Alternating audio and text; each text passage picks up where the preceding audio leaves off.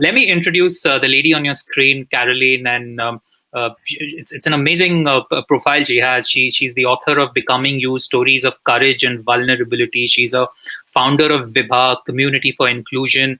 She's an international speaker, coach, host, mentor, and she wears many hats with Eloquenties. And while I think we wait for Alok to come, Caroline, how has been your experience so far with the Lit Fest? Well, I was listening in, and first of all, I'd like to acknowledge that very sweet introduction. So, thank you, Sandeep. I know we did get to catch up 2 days ago. Yeah. I want to shout out to Benedict, and the entire team out here. I think this is such a phenomenal experience that you all have been successful in creating. I want to recognize the effort that's going into doing this because like you said, Sandeep, this is a time with so much confusion, uncertainty as it relates to not just direction, but where we are right now. And there are a lot of systemic things that are kind of breaking down. At the surface level, it looks bad, but it might not be. And I was listening in on the last session and I couldn't help catch what Madan was saying. I thought it was absolutely brilliant, the piece around inner journey. And then he spoke about, one of his most favorite books being the Gita. So I think that it is experiences like this, it is formats like this that help us to wake up. It shakes us at our core, not just because systems are not really helping us right now and we have to rethink, redesign, reimagine, but also because at a very fundamental humane level, we are all about connection. And that's kind of what I'm anticipating to bring into today's conversation with Alok. So I'm Yeah. very excited. Very No, excited. yeah, thanks, Caroline, for that. And I just like to add a perspective. I work a lot with millennials, and you will see that with a lot of them, and you and I are millennials also, that a lot of stress on mental health is, a lot of millennials say that the ones who will really succeed this decade are the ones who will crack that aspect of mental health and what they want to be as an individual, and how some of them will leverage spirituality as an attempt to get there. So these conversations, to be honest, were fairly taboo about 4 to 5 years ago, and it's very good to see with the kind of work you are doing that now it is becoming a part of routine conversation, whether it's inner spirituality to get to your destination, your mental health. And I sincerely hope that this becomes more and more drawing room talk as we go forward, so that the quality of lives each of us are leading improves significantly. I love that. I love that. I want to just pick up on something that you just talked about because two things actually. You speak about millennials, and we all know, at least we should know, that they are the emerging generation that's going to make over 75% of the workforce in a few years. True. We don't know what that workforce is going to be like with what's happening right now, but we do know it's going to constitute people like you and me. That's the first thing. The other thing is that traditional workplaces have considered, spirituality. You spoke about spirituality twice in the last 5 minutes. Was considered fluff. It was considered woo. Like to even just talk about it, people would like roll their eyeballs and think there's something wrong with you. But with my own work, with leaders, with entrepreneurs, not just in India but worldwide, and my network, I see that more and more people are starting to understand the connection of spirituality from a scientific angle as well. Because as humans, we need to make sense of everything, otherwise we reject it at a very core level, right? And that's just the way the brain has been designed and the way it functions. And so having said that, it's important to recognize that even at a quantum science level, these things are things that we are recognizing, we are testing, and we are seeing results with. So, practices and how it affects the brain, and, things that seemingly are mundane, like sleep, like, binging on technology, like not having enough time for yourself. So, those are some other impressions that, just came up right now that I wanted to share. Yeah, yeah, absolutely. Caroline, I strongly resonate with what you're saying. And I'll just give you a parallel in terms of if you look at education itself. And over the next decade, some of the skill sets that are going to be valued are actually not so much problem solving or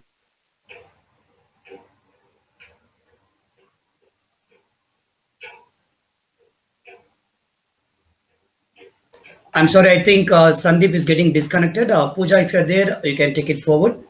And Miss Alok is joining shortly. He's logging in. Hi. I think Sandeep is facing some problem.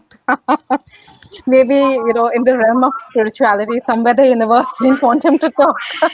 He's tapping into a higher level of himself, so it's fine. It's all good. Yeah. Yeah.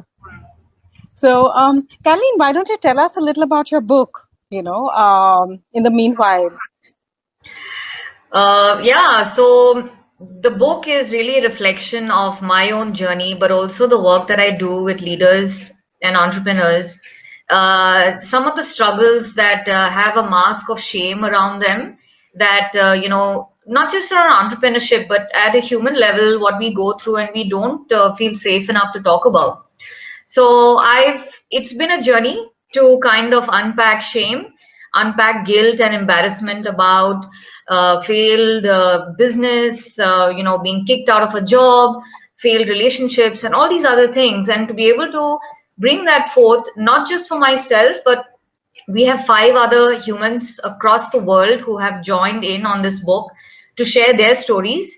And the beauty is that, the underlying message is that we're all connected, no matter where in the world we are. We all suffer, and struggle with very, very similar kinds of things. It could be from childhood that plays out unconsciously. We have biases around ourselves, biases around others. And it's important for us to recognize these things, educate ourselves. Madan had also spoken about this, collaboration versus competition. I think that's a very, very powerful statement, because Yeah. I continue to learn, especially on with my LinkedIn community, that, the more you put yourself out there, the more vulnerable you can express yourself, tell your story, be able to position yourself. You become a magnet for that. People start to feel safe in your presence. People start to be okay to, be human instead of having this facade of a title or authority and all these things. So it's been very, very hard. I think culturally, I feel that, there's a lot of opportunity in our culture, and I say this not just culturally, but I think gender wise as well. And this is such a beautiful moment this year, especially, for us to kind of come undone and talk about these things. yeah, yeah, thanks, Caroline. I see Alok has his video up. I am going to just give one line that Alok is one of my favorite authors. I have been stalking him for the last 1 year, trying to get him to say 2 nice things about me. He hasn't obliged till now, but that doesn't mean I'm going to stop stalking him. I'm going Oh to my keep God. stalking him for the next 12 months till he says 2 nice things about my book. So Oh on my that God. note, on that note, Caroline, So all over. sweet. I'm so So sweet. Alok, you better say something nice I now, huh? love Sandeep. I love your books. I love you. I love everything you do. And I wish I could be like you. So sweet. Alok, I would suggest you say this every day, not at once. Every day you should say this. Always, always. So, Carol, I'm really sorry. I, as usual, thought this was a 6:15 show. For some reason in my mind, I was logging in at about 6:10. So, my please profuse apologies. That's okay. That's okay. You're here now, and we can continue. Awesome. So, Sandeep, is it over to us? Is that what you're trying to tell us right now? Absolutely, Caroline. It's your show from now on. Awesome, awesome. So, we've already built a bit of a context, and while my intention was not to shine the light so much on the books, I want to shine the light more at a human level beyond what the books are trying to tell all of us. But since Sandeep already opened up about my book, Alok, we got to know more about your current book. I know I met you in person, and it is always lovely to have a conversation with you. Yes. So, what I wanna know, and I'm sure everyone else would want to know about your current book. Uh, your face seems to have gone. Okay, you're back now. Sorry, sorry. That's okay. That's okay. So, would you like to share what writing this book, The Cave, has revealed to you about yourself? Yeah, I think, Carol, this is a phenomenal question. And I always spoke about my vulnerability and the fact that so much of whatever I have got and whatever I have become, little of what I've become, is not because of my effort, but because of grace. But I never could put that in words. And this book just does that. Beautiful. That is so beautiful. That's it. Yeah, so the space of entrepreneurship, you talk about your journey in the previous book, I know, and it's not one that's happened overnight, business and things like that. And yours hasn't been an overnight journey of the success that you are in right now. Could you tell us more about, what this journey has been for you, the space of entrepreneurship, Sure. from a business perspective, because that is also what we had planned to talk about, but also at a human level. Very nice. So I think it's a phenomenal question, and I'm so happy we can talk about it in forums like these, which are open-minded and actually meant to share things that are not politically correct in the entrepreneur business circle. To give you like bullet pointed answers, it starts with a goal and a goalpost, but the way I've seen my life, it's that goalpost changed and changes every time you even near the original goal, and you figure out that was not what I was chasing. I'll give you an example. Uh, my first What were idea. you chasing? Yeah, that's a good point. So I was chasing, just selling my company. I started a company to sell my company, and that was all. I was so obsessed by Sabir Bhatia and Hotmail and the fact that Microsoft bought it. And I actually built a company that was acquired by Disney. And when it happened, I was one of the saddest guys around because I didn't want to sell the company. And I figured out that that was not the goalpost I should have set up for myself.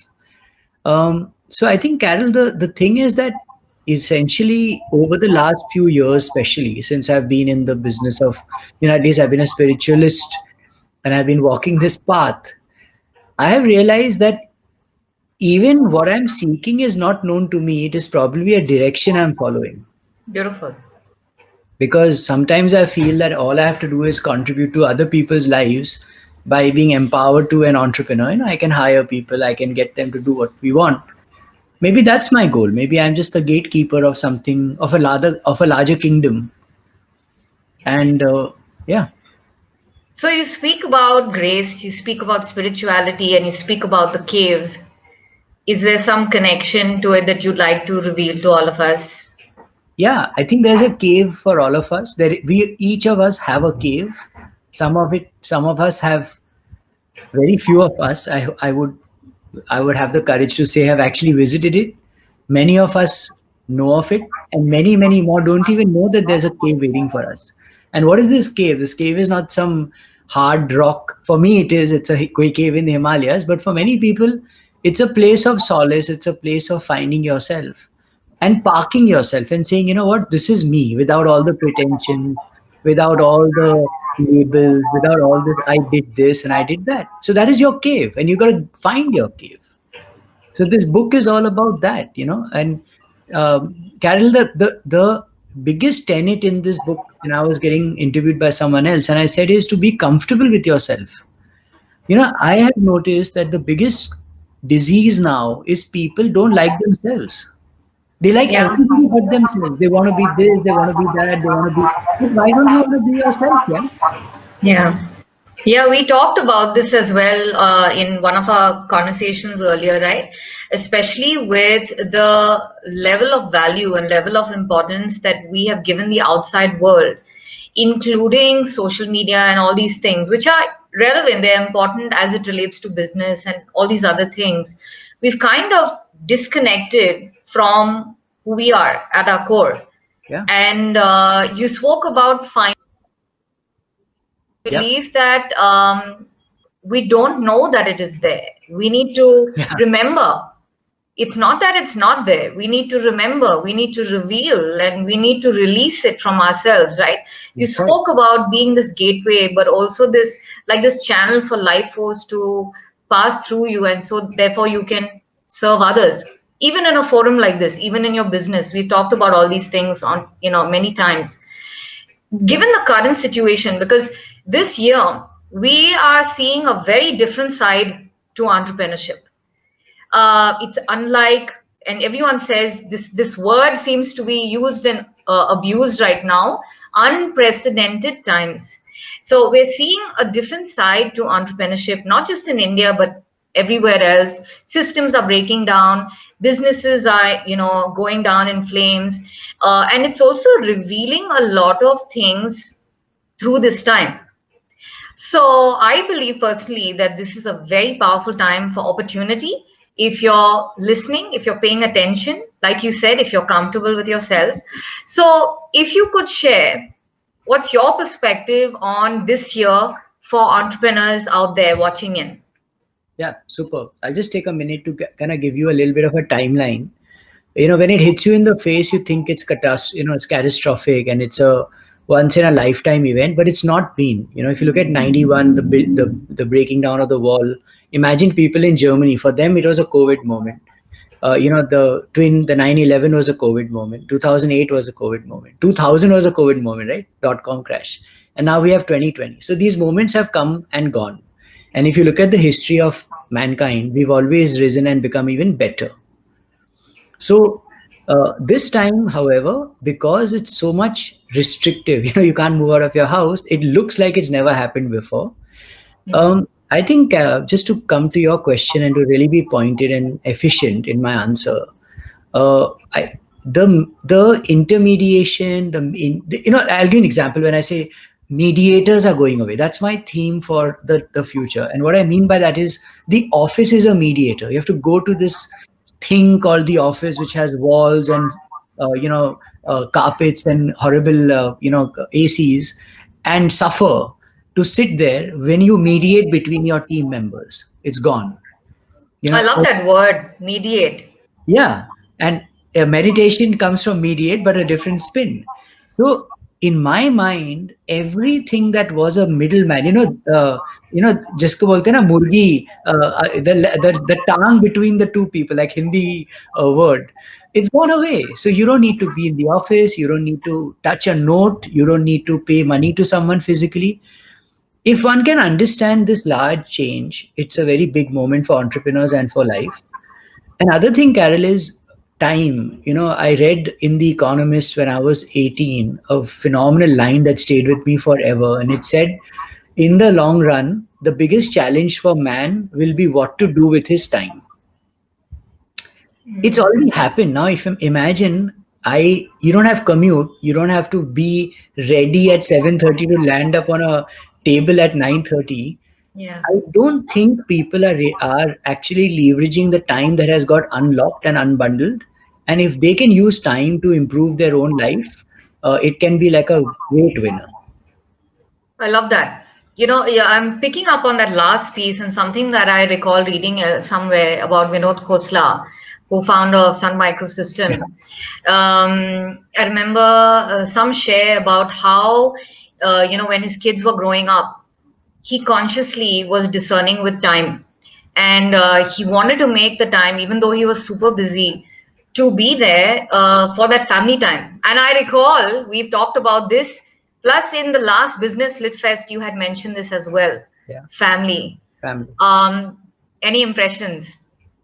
No, I mean, it absolutely. Now, the challenge is families also grow up, right? So you might have, all of you all who are watching or will watch, you might have kids, you might have teenagers who you don't pay attention to, and later on they won't pay attention to you.